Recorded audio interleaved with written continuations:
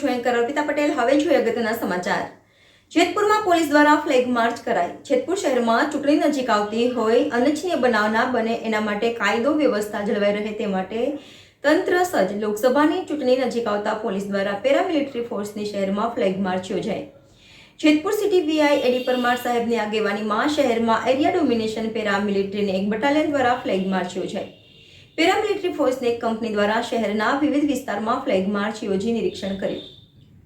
Reporter Salimbhai Rafai, NN news, Jetpur. દર્શક મિત્રો, તમારી આસપાસ બની રહેલી ઘટનાઓ વિશે જાણવા માટે NN ન્યૂઝને લાઇક કરો, શેર કરો, સબસ્ક્રાઇબ કરો અને બેલ આઇકન પ્રેસ કરો, જેથી આપને નોટિફિકેશન્સ મળતી રહે।